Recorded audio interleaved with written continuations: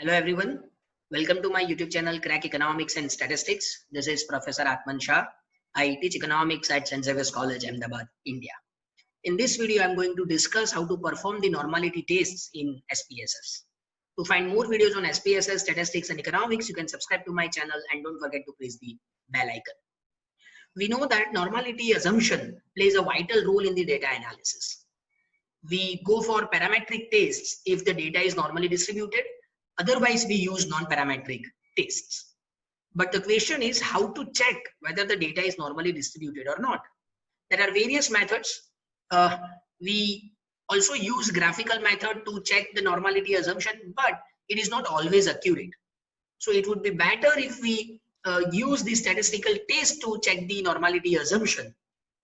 So in this video, I'm going to discuss two widely used statistical tests to check the normality assumption. One is Shapiro-Wilk test and second is Kolmogorov-Smirnov test.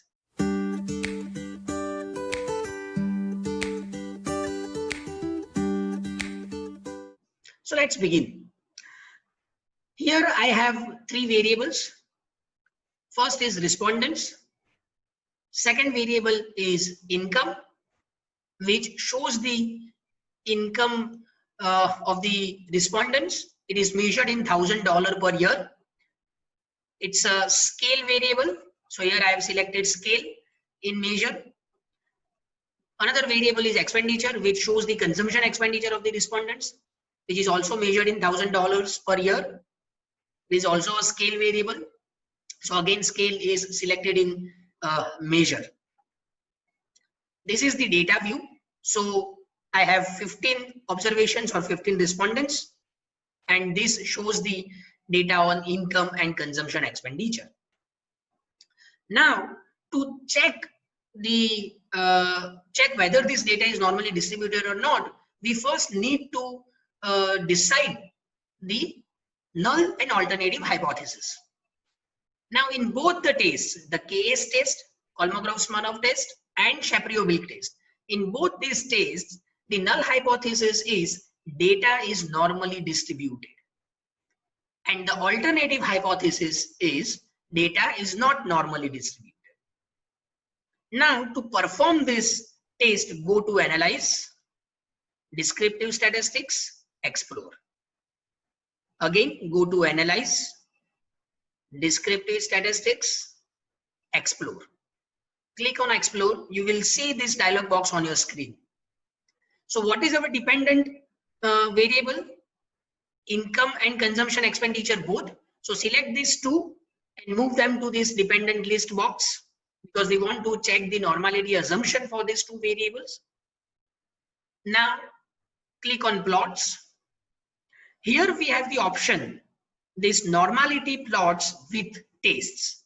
So select this, click continue.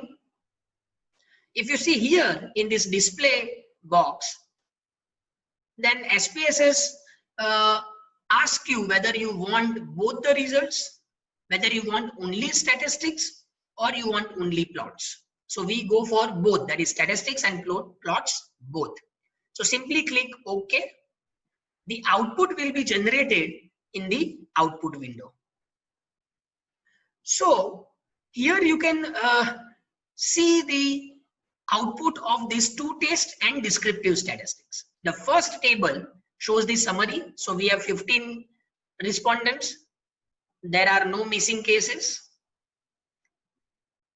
Here you can see the descriptive statistics of income and consumption expenditure both. So the mean income is $15,80,000. Mean consumption expenditure is 10.93. We can see the minimum, maximum, standard deviation, skewness, kurtosis. These two are also useful to check the normality. This table shows the result of both the tests, the Kolmogorov-Smirnov test and Shapiro-Wilk test. Now, what is our null hypothesis? Data is normally distributed against the alternative hypothesis of data is not normally distributed. Now, here we see this significance label, and we compare this with our label of significance, that is alpha. This SIG value shows the p value. It is 0.200. Our label of alpha is 0.05, so it is higher than 0.05. So what is the decision rule? If the p value is higher than the label of significance, that is 0.05, we fail to reject the null hypothesis. So here, if we follow the KS test, we fail to reject the null hypothesis, and therefore we conclude that the income data is normally distributed. Similarly, if you see the Shapiro-Wilk test, this value is 0.256, the SIG value, which is higher than 0.05. So again, we fail to reject the null hypothesis, and we conclude that the data is normally distributed. Now we see the data of consumption expenditure. So if you see the result of the KS test, the value is the test statistic is 0.139. The SIG value is again 0.200, higher than 0.05. So we fail to reject the null hypothesis. Therefore, we conclude that the consumption expenditure data is normally distributed. Similarly, Shapiro-Wilk test, the test statistic is 0.960. The SIG value, the p value is 0.696, higher than 0.05. We again fail to reject the null hypothesis. So we conclude that data is normally distributed. Now, the question is when to use Kolmogorov-Smirnov test and when to use Shapiro-Wilk test. What is the difference between these two? So generally, the Shapiro-Wilk test is used when the sample size is small, and KS test is used when we have the large sample. So if you see the literature, there are various definitions of large and small samples. So in general, the Shapiro-Wilk test is used when the data is small.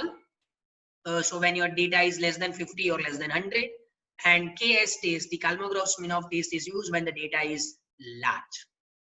So here we can see both the tests generate the same result, which shows that income and consumption expenditure both are normally distributed, and therefore we can use the parametric tests such as t-test, ANOVA, regression analysis, Karl-Pearson's correlation coefficient to find the association between these two variables. You can find all these tests on my YouTube channel. See the link in the description. So if you have any doubts, you can ask in the comment. If you like this video, kindly share with others, and don't forget to subscribe my channel. Thank you.